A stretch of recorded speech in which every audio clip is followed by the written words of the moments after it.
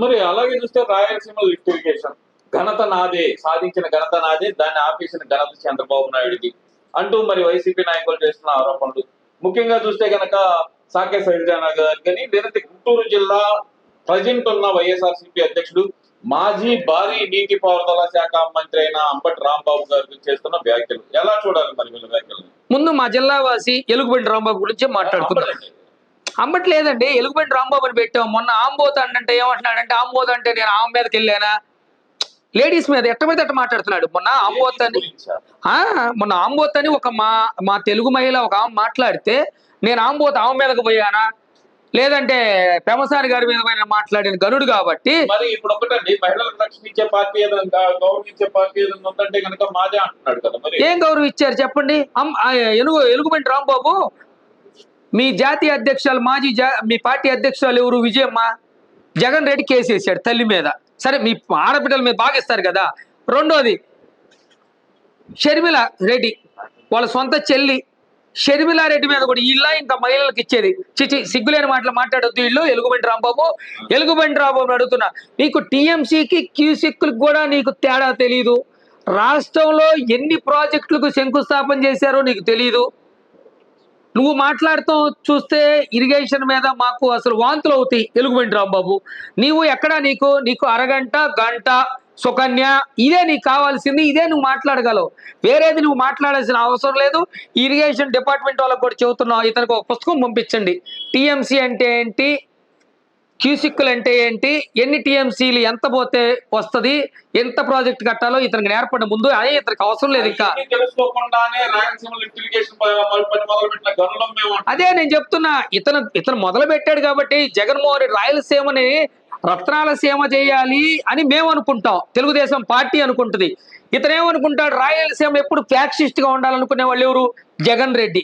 మేము అడుగుతున్నాం జగన్ రెడ్డిని, 2020లో నువ్వు రాయలసీమ లిఫ్ట్ ఇరిగేషన్ పని మొదలు పెట్టావు. సుమారు 3000 కోట్ల చిల్లరతో మొదలు పెట్టావు. దీనికి ఒక్క అనుమతన్నా ఎలగబెట్టావా అని జగన్మోహన్ రెడ్డిని అడుగుతున్నాను. శైలజానాథ్ గురించి మనం ఎంత తక్కువ మాట్లాడుకుంటే అంత మంచిది. అతనికి అసలు ఏం తెలుసని మాట్లాడతాడు? రాజశేఖర రెడ్డికి వెన్నుపోటు పొడిచి వచ్చిన రాజశేఖర రెడ్డి గారి కాంగ్రెస్ ప్రభుత్వానికి వెన్నుపోటు పొడిచిన జగన్ రెడ్డికి సపోర్ట్ చేస్తూ మాట్లాడుతున్న శైలజానాథ్కి ఏం విలువలు ఉన్నాయి?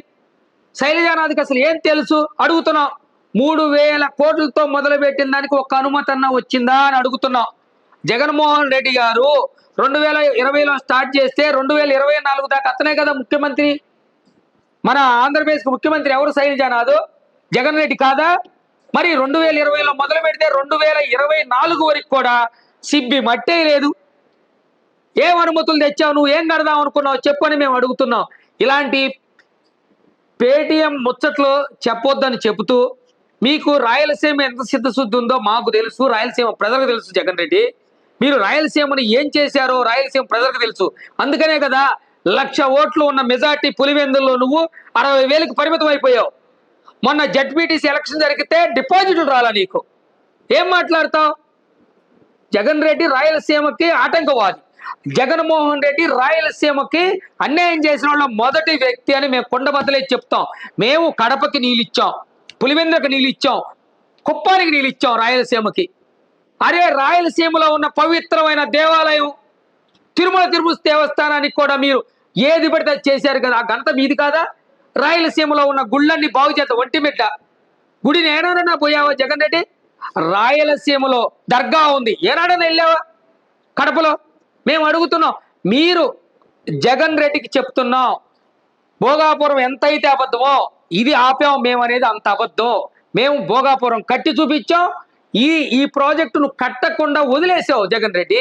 రేవంత్ రెడ్డి గారు ఏదో ఆయన మైలేజీ కోసం ఆయన మాట్లాడుకుంటేనో, ఒకవేళ రూమ్ లో మాట్లాడితే ఏమని ఉంటారు, దానికి అనుమతులు కూడా రాలేదులే, దాని బదులు మాకు 200 టీఎంసీలు వాడుకుంటాం, ఆ కృష్ణా జలాలు గోదావరి జలాలు కింద సముద్రంలో కలిసిపోయి వాటిని ఒడిసి పట్టుకొని వాటి మీద ప్రాజెక్టులు కట్టుకుంటాం, అన్నదమ్ముల్లాగా ఉన్నాం, తెలంగాణ ప్రజలు ఆంధ్ర ప్రజలు అనుకోవటం మేము చేసే తప్ప.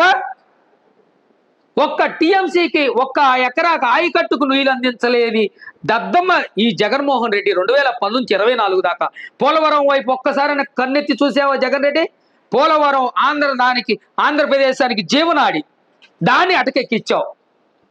నీవు రోజా వాళ్ళ ఇంట్లో పెట్టేమో కేసీఆర్ని పిలిచావు, నువ్వేమో కేసీఆర్ ఇంటికి పోయి ఖర్జూర పళ్ళు తిని బిర్యానీలు తిని రాష్ట్రానికి రావాల్సిన 10 ఏళ్ల పాటు ఉమ్మడి ఆంధ్రప్రదేశ్కి రావాల్సిన ఏదైతే ఆస్తులు ఉన్నాయో అప్పనంగా కేసీఆర్కి అప్పగింపొచ్చావు. అది నీ గురించి మాట్లాడాలని మాకు సిగ్గేస్తుంది. రాయలసీమని రత్నాలసీమ చేసేది కూటమి ప్రభుత్వం, నారా చంద్రబాబు నాయుడు గారి అధ్యక్ష ఉంది. నువ్వు కడపలో ఎలా అయితే పుట్టావో రాయలసీమ బిడ్డవో అలానే చంద్రబాబు నాయుడు గారు కూడా రాయలసీమ బిడ్డే, మా లోకేష్ బాబు కూడా రాయలసీమ బిడ్డేనని చెప్తూ రాయలసీమ ప్రజలకు అండగా తెలుగుదేశం పార్టీ ఉంటుంది. తెలుగుదేశం పార్టీ కూటమి ప్రభుత్వం రాయలసీమ ప్రజలకు అన్యాయం జరగనివ్వదు. రాయలసీమకి చిట్ట చివర ఉన్న ఆయకట్టు వరకు కూడా నీళ్లు తెప్పిస్తాం, నీళ్ళు ఇస్తాం. ఆయకట్టును ఇప్పుడు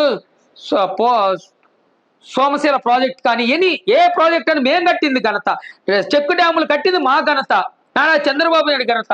నీళ్ళని ఒడిసి పట్టుకొని సమానంగా పంచగల మేము చెప్తున్నాం. చుక్క వర్షపాతం కూడా పడకపోయినా పడిన చుక్క వర్షాన్నైనా సరే అందరికీ సమానంగా పంచగలిగిన న్యాయ నిర్ణేత మా నారా చంద్రబాబు నాయుడు గారు. కృష్ణా గోదావరి జిల్లాను సమానంగా వాడుకుంటాం. అలాగనే ఆంధ్రప్రదేశ్ తెలుగు మాట్లాడే ప్రజలందరికీ నారా చంద్రబాబు నాయుడు గారు తెలుగుదేశం పార్టీ అండగా ఉంటుంది. ఎవరికి అన్యాయం జరగదని కుండబద్దలుగా కొట్టి చెప్తున్నాం. ఈ వీడియో నచ్చితే లైక్ చేయండి. అలాగే మా ఛానల్ ని ఫస్ట్ టైం కనుక చూస్తున్నట్టయితే ఇప్పుడే సబ్స్క్రైబ్ చేసుకుని పక్కనే ఉన్న గంట సింబల్ ని యాక్టివేట్ చేసుకోండి. అప్పుడే మేము పెట్టే ప్రతి వీడియో మీకు నోటిఫికేషన్ గా వస్తుంది. అలాగే ఈ వీడియో పూర్తిగా చూసినందుకు ధన్యవాదాలు.